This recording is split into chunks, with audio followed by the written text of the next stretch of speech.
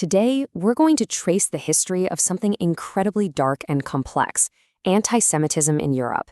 But we're not going to treat it as some single, ancient prejudice that's always been the same.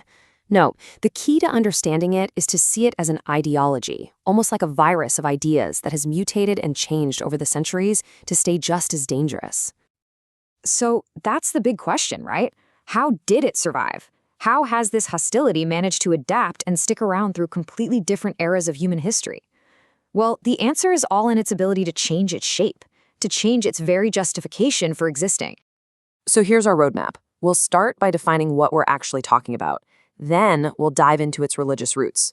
After that, we'll get into the invention of racial theories, see how that was turned into a political weapon, and then, at the end, talk about the echoes we can still see today. All right, so to really get how this thing evolved, we have to start with the basics and be really clear about the words we're using, because the language here really, really matters. Now, here's something that might actually surprise you. The term anti-Semitism itself, it's not ancient at all. It was actually invented in the 19th century. And it was created for a very specific reason, to make hatred of Jews sound scientific and modern, moving it away from religion and into this new idea of race. And understanding that specific pivot is everything.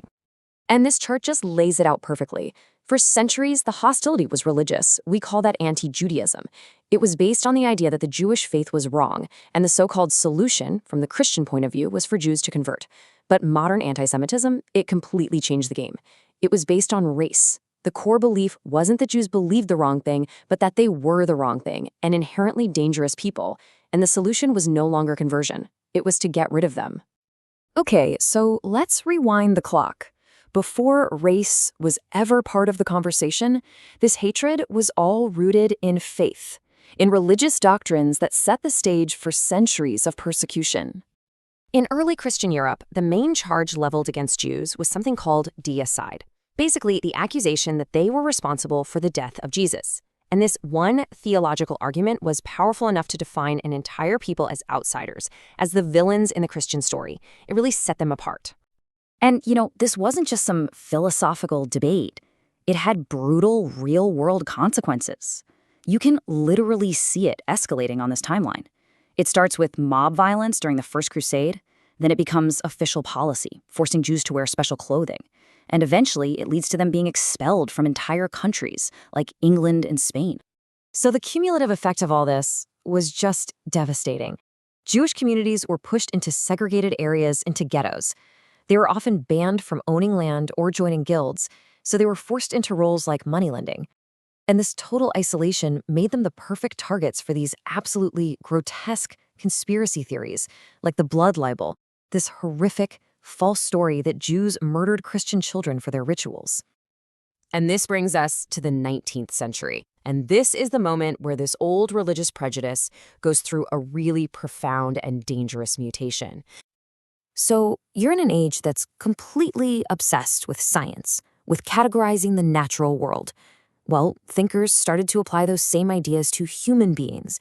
They started creating these hierarchies of people based on a new pseudo-scientific idea called race. And this gave an old hatred a brand new and, frankly, much more dangerous justification. Okay, so if you remember one thing, let it be this. Anti-Judaism targeted what you believed, and in theory, at least, you could escape it. You could convert.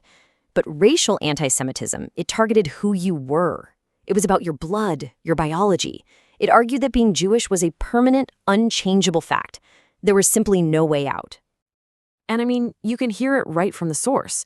The people who came up with these theories wrote about Jews as if they were a different species, a different kind of organism. They claimed the difference was biological and could never be fixed. This wasn't about faith anymore. It was about an unchangeable essence that they saw as a threat. So you have this new scientific racial ideology. And it doesn't just stay in lecture halls and books. It gets picked up by political movements and turned into one of the most destructive weapons the world has ever seen. And the process was, well, it was horribly simple and effective. It's a 3-step playbook. First, you scapegoat. You blame Jewish people for all the country's problems, losing a war, a bad economy, you name it. Second, You dehumanize them. You use propaganda to portray them as rats or parasites or a poison. And third, you use that fear and that hatred to fire up your political base and convince them that violence is not just acceptable, but necessary. And this is the final stop. This is the ultimate, catastrophic result of that long journey we've just traced. From religious intolerance to racial theory to a political weapon, and finally, to state-sponsored mass murder. 6 million. And it's so important to remember this. Even though the Nazi regime was defeated in 1945, the ideas that powered it, they didn't just vanish. That ideological virus went into remission in a lot of places, but it was never truly cured. It continues to mutate and pop up in new ways. Okay, so after going through all of that, what's the bottom line? What are the really crucial lessons to take away from this dark history? So here are the big ones. First, hatred isn't static. It adapts and evolves. Second, that critical mutation was the shift from a religious prejudice to a racial one, from something you could theoretically escape to something you couldn't. Third, this new ideology became an incredibly powerful political tool. And finally, knowing this history is what equips us to spot these dangerous patterns when they start to show up again. And that really leaves us with one last and pretty urgent question. You see, this history isn't just about the past. It's a case study in how hateful ideologies survive. They find new words, new excuses, new targets. The outer form might change, but those core patterns, the scapegoating, the dehumanization, they're timeless.